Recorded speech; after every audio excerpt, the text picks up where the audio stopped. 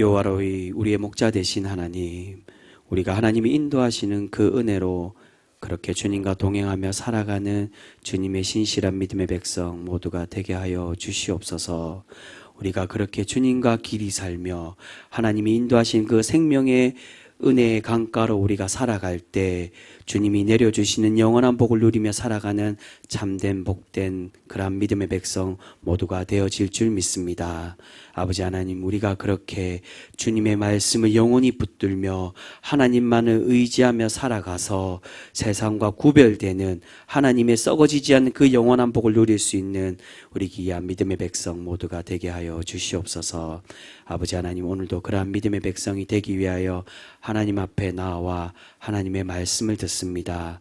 주님, 이 말씀이 생명의 말씀이 되게 할 수 있게 하여 주시고 이 말씀이 우리의 마음에 새겨져서 우리가 이 험한 세상 살아갈 때 승리하는 그러한 믿음의 말씀 되어지게 하여 주시옵소서.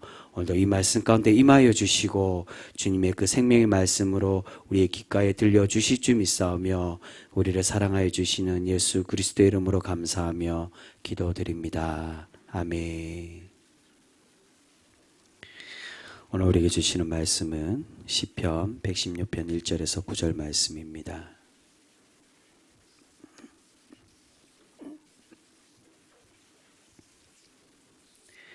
먼저 오늘 우리 9월 14일 토요일자 말씀입니다. 시편 116편 1절에서 9절까지 말씀.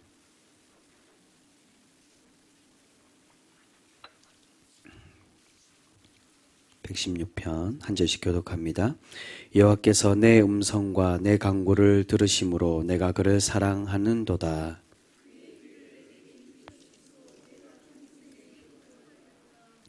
사망의 줄이 나를 두르고 수월의 고통이 내게 이름으로 내가 환난과 슬픔을 만났을 때에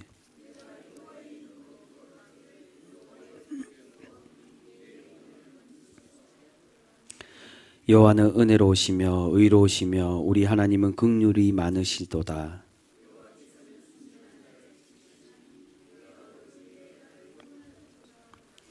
내 영혼아 내 평안함으로 돌아갈지어다. 여호와께서 너를 후대하심이로다.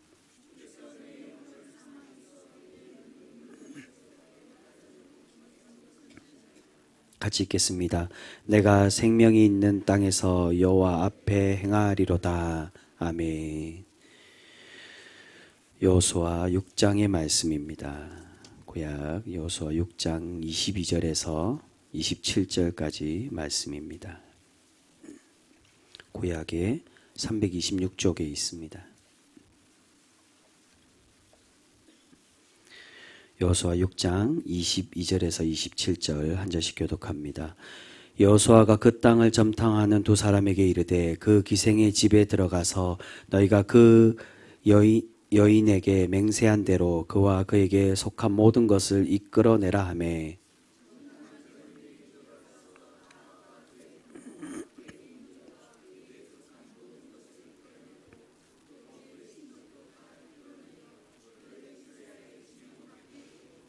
우리가 그 성과 그 가운데에 있는 모든 것을 불로 사르고 은금과 동철기구는 여호와의 집 곳간에 두었더라.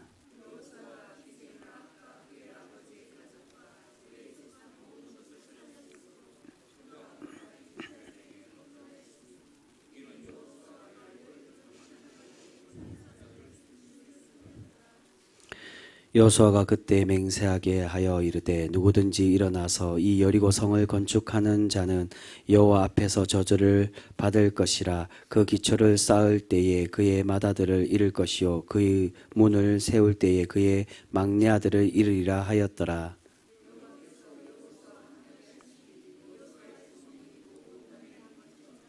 아멘.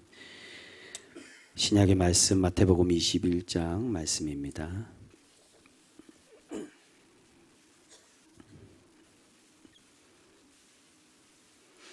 마태복음 21장 23절에서 32절까지 말씀입니다.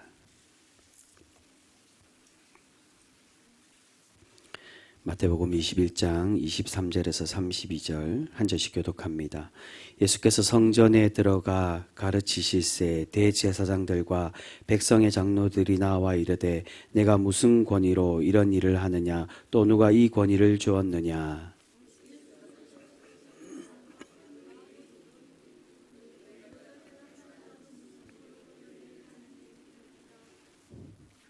요한의 세례가 어디로부터 왔느냐 하늘로부터냐 사람으로부터냐 그들이 서로 의논하여 이르되 만일 하늘로부터라 하면 어찌하여 그를 믿지 아니하느냐 할 것이요.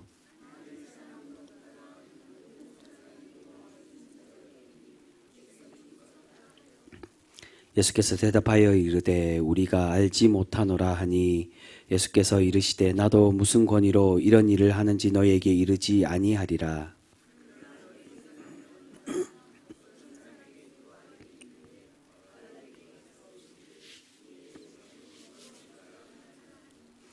대답하여 이르되 아버지 가겠나이다 하더니 가지 아니하고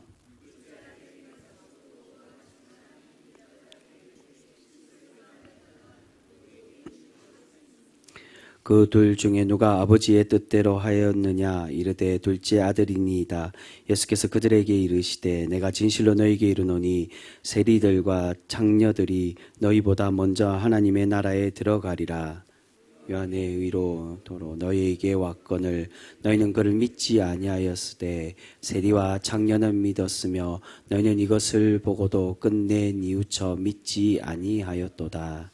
아멘.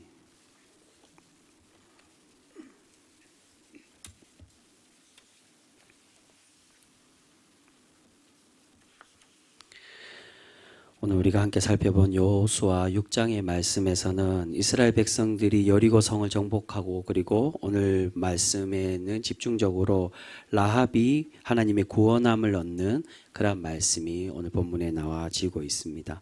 오늘은 이 여리고 성과 그리고 함께 살펴본 말씀은 아니지만 다음 장에 나오는 7장부터 나오는 아이성 정복을 통해 하나님께서 주시는 그 은혜로 우리가 함께 말씀을 나누었으면 좋겠습니다.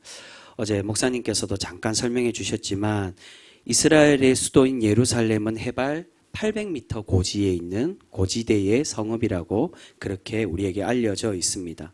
예루살렘 성을 수도로 정한 이유가 바로 이곳에 있습니다. 해발 800m 고지에 있다는 건 바로 군사적 요충지라는 것을 의미합니다. 예루살렘은 고지대에 있었을 뿐만이 아니라 예루살렘 성을 설명하는 이 평면도 지도나 또는 이 사진의 모습을 보면 성 뒤에 시온성으로 이 예루살렘이 쌓여져 있습니다. 그리고 그 산으로 쌓여져 있을 뿐만이 아니라 그 산 너머에는 기드론 골짜기로 그렇게 펼쳐져 있습니다. 그 말은 뒤쪽에서는 공격을 할 수 없는 그러한 철옹성과 같은 성이 바로 예루살렘이라는 겁니다. 앞에서도 마찬가지입니다. 높은 고지대에 있었기 때문에 멀리서 오는 적들을 쉽게 발견하고 방어할 수 있는 성이 바로 예루살렘 성이었습니다. 그렇기에 예루살렘이 군사적 요충지였고 그리고 수도가 될 수 있었다라고 할 수 있습니다. 이러한 고고학적 의미는 오늘 우리가 함께 살펴보는 여리고 성과 아이 성에도 그러한 모습을 발견할 수가 있다는 것입니다. 여리고 성은 어제도 잠깐 얘기해 주셨지만 해발보다 더 밑에 250m 낮은 곳에 있는 성읍이 바로 여리고 성입니다. 가나안의 중요한 도시이지만 경제적으로 발전한 그런 도시라고 알려져 있습니다. 대신 해발 200m 더 아래에 있기 때문에 군사적으로는 유리한 도시가 아니라고 그렇게 이야기합니다. 그래서 그의 이름도 여리고라는 이름이 달의 성읍이라고도 표현하지만 종려나무 성읍이라고 그렇게 알려져 있습니다. 그 말의 뜻이 종려나무 성읍이란 오아시스 성, 즉 부자들이 휴양을 즐기는 성읍이 바로 이 여리고 성읍이었다는 겁니다. 이러한 이유에서 여리고 성은 정복하기 그렇게 어려운 성이 아니라 쉬운 성이었다라고 그렇게 설명을 합니다. 높은 곳에서 낮은 곳을 공격한다는 것은 굉장히 쉬운 그러한 곳이었다는 걸 말합니다. 그런데 이 성읍을 오늘 말씀에서 이스라엘 백성들이 어떻게 정복했다는 겁니까? 사람의 그 쉬운 방법이 있는 그 성이 아니라 사람의 쉬운 방법이 아닌 하나님의 방법으로 하나님의 말씀에 순종하여 이 성을 정복을 하고 있는 것을 볼 수 있습니다. 우리가 잘 알고 있는 대로 하나님께서 명령하신 대로 사람들이 함께 모여서 그 성을 돌면서 하루에 한 바퀴씩 돌다가 일곱째 날에는 7바퀴 돌고 또한 나팔을 불며 함성을 질러서 그 성을 하나님의 방법, 무력이 아니라 사람의 방법이 아닌 하나님 말씀에 순종하여 이 여리고 성을 정복을 하고 있습니다. 그런데 문제는 7장부터 나오는 아이 성에는 어떠한 일이 생깁니까? 첫 전투 때 실패하는 것을 볼 수 있습니다. 왜 실패했습니까? 7장 말씀에 보면 아간의 죄로 인해 이 첫 번째 아이 성의 전투에서 실패했다라고 그렇게 설명합니다. 근데 이 아간의 죄로 인한 해석과 그러한 회개는 자신들의 실패에 대한 결과를 추론해 볼 때 신앙적인 해석이 바로 아간의 죄였다라고 그렇게 설명을 해주고 있습니다. 그 말이 무슨 의미냐면 우리가 전쟁을 하고 전쟁에 실패를 하니까 과연 우리가 왜 전쟁에 실패했을까?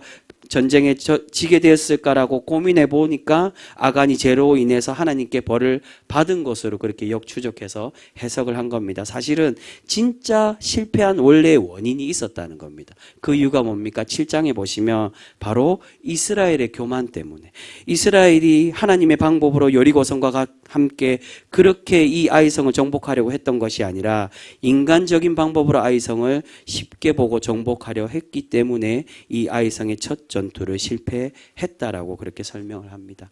여러분 이스라엘은 여리고성을 무력 없이 정복을 하게 되었습니다.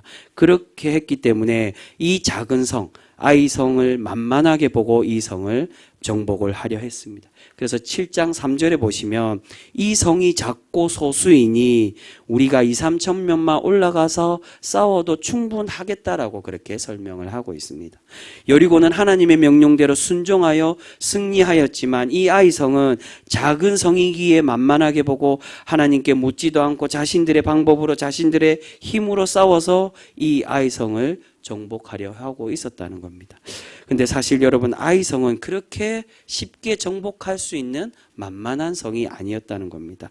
아이성으로 올라갔다라고 그렇게 설명을 하고 있습니다. 그 말은 아이성도 예루살렘 성처럼 고지대에 있는 정복하기 힘든 군사적 요충지의 성이었다는 겁니다. 아이성을 지금 정확하게 아이성이 어디에 있는지 그 아이성의 자리가 무엇인지를 정확하게 발견하고 있지는 못하지만 적어도 이 아이성은 해발 700이나 800m 고지에 있는 예루살렘과 비슷한 높이의 성이 바로 아이성이었다라고 그렇게 추정을 하고 있습니다.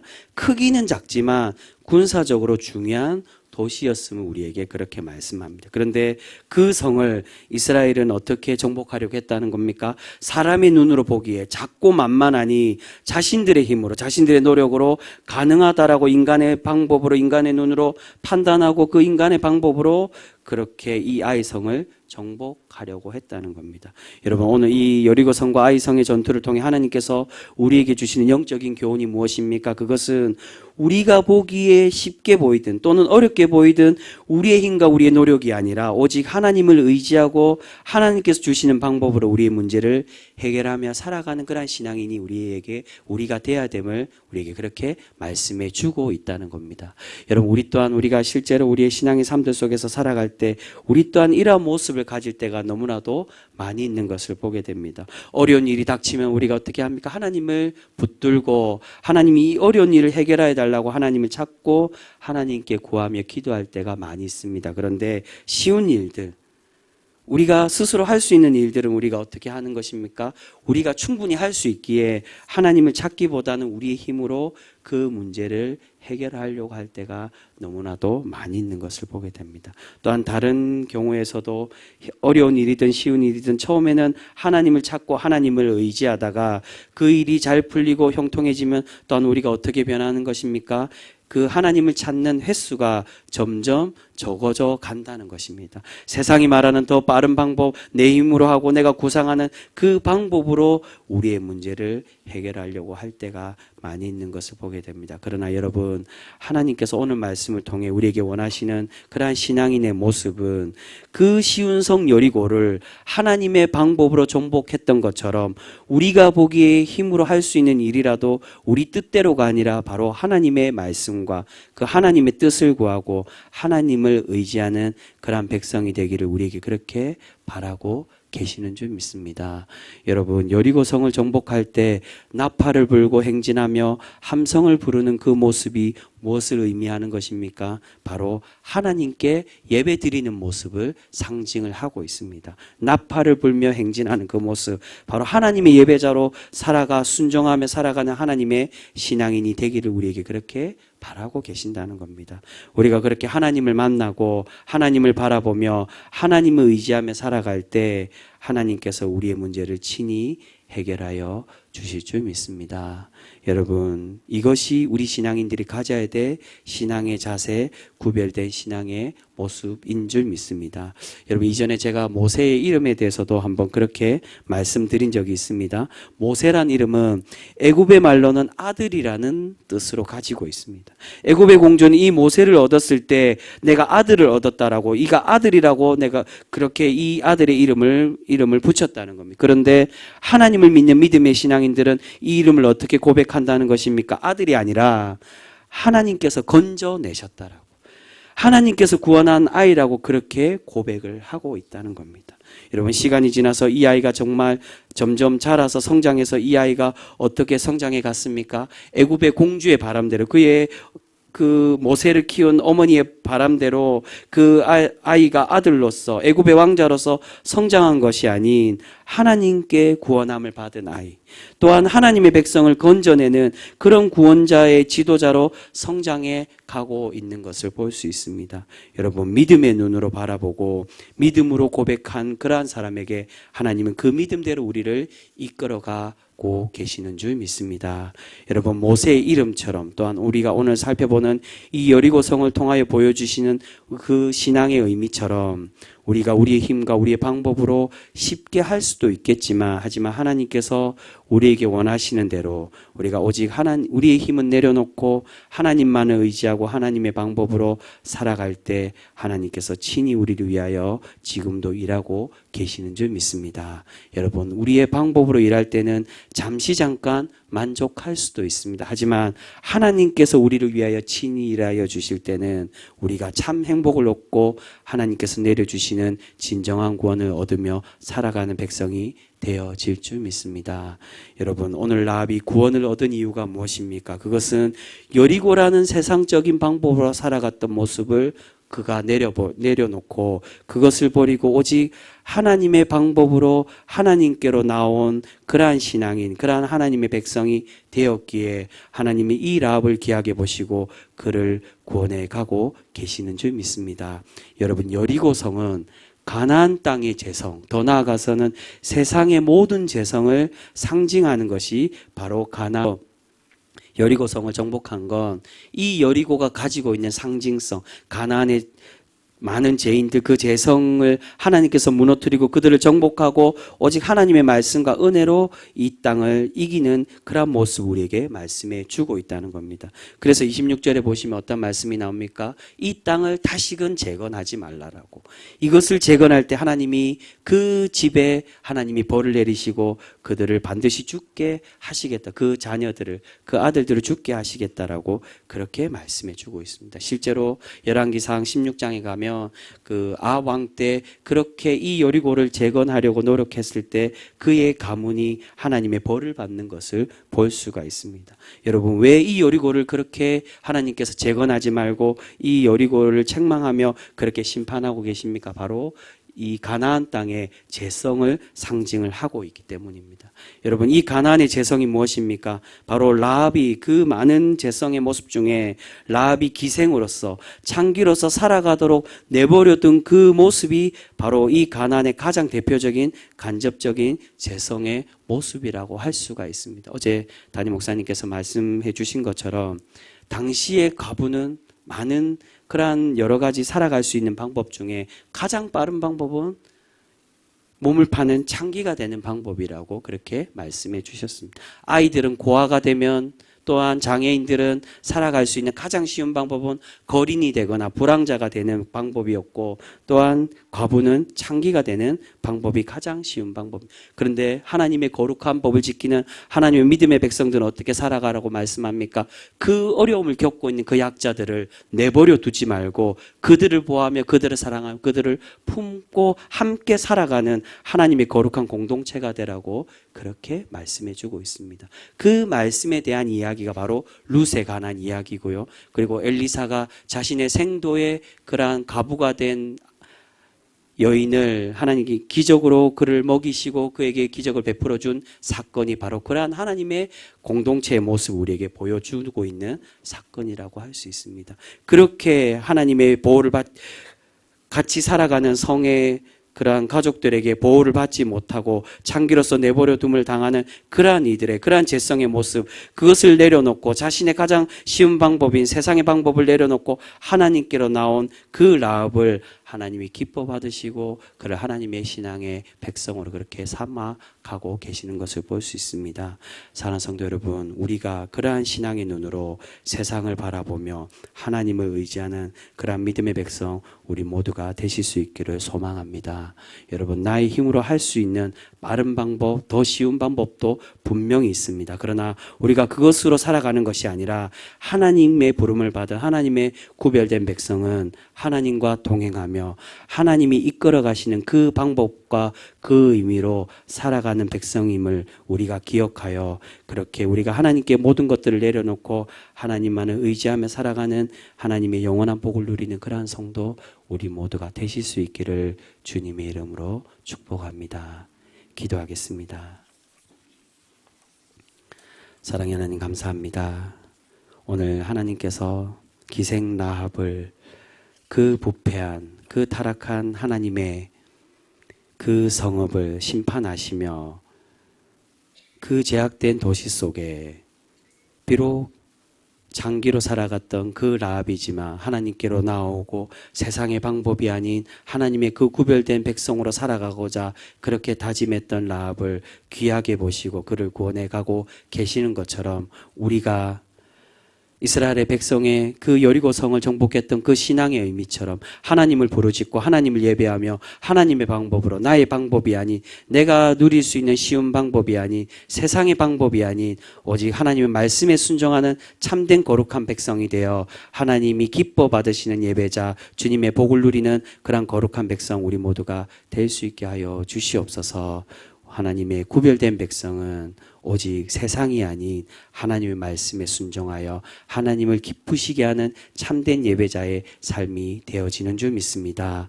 아버지 하나님, 우리가 그렇게 날마다 하나님을 쫓아 살아가며 하나님을 거룩히 예배하여 하나님이 기뻐 받으시는 참된 예배자의 삶으로 살아가는 우리 귀한 거룩한 성도 모두가 되게 하여 주시옵소서. 사랑의 주님, 오늘도 우리의 소원을 가지고 하나님 앞에 나와 기도하는 주님의 믿음의 백성들이 있습니다. 아버지 하나님, 그 소원의 제목들 하나하나 기억하여 주시고 들어 응답하여 주셔서 오직 하나님의 구별된 백성은 반드시 하나님을 찾고 구할 때 하나님께서 갚으시고 채우심을 날마다 누리며 살아가는 우리 귀한 복된 백성 모두가 되게 하여 주시옵소서. 아버지 하나님, 특별히 우리 교우들 가운데 우리의 지체들 가운데 육체의 질병으로 신음하는 그러한 가정들, 그러한 지체들이 있습니다. 아버지 하나님, 그 생명의 주관자 되시는 분은 오직 하나님이신 줄 믿사오니 주님 찾아가 주셔서 그들을 만지시고 그들을 품어주셔서 하나님의 거룩하신 은혜로 회복함을 얻는 우리가 믿음의 교우들 모든 공동체 되어지게 하여 주시옵소서. 반드시 하나님이 그의 삶을 책임져 주시고 그의 손을 붙잡아 주시고 함께하여 주심을 날마다 누리는 우리 귀한 복된 백성 모두가 되게 하여 주시옵소서. 사랑해 주님, 또한 우리 삶 가운데 누구에게도 내려놓지 못하고 나누지 못하는 가정과 또한 삶과 직장과 여러 가지 처해 있는 삶 속의 어려움들을 겪고 있는 우리의 지체들이 있습니다.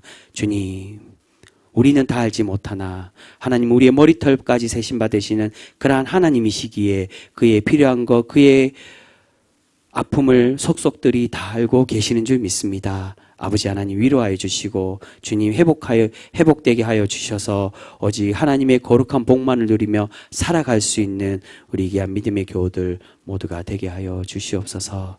사랑해 주님, 오늘 하루도 그렇게 우리가 오늘 말씀을 통해 약속해 주신 그 은혜처럼 주님만을 붙들고 주님의 방법으로 살아가기를 원하는 그런 모든 백성들에게 하나님의 복을 누리는 귀한 은혜 더하여 주시옵소서. 오늘 하루도 그러한 삶으로 살아갈 수 있도록 주님께서 함께하여 주시고 영원토록 우리와 동행하여 주실 줄 믿사오며 우리를 사랑하여 주시는 예수 그리스도의 이름으로 감사하며 기도드립니다. 아멘.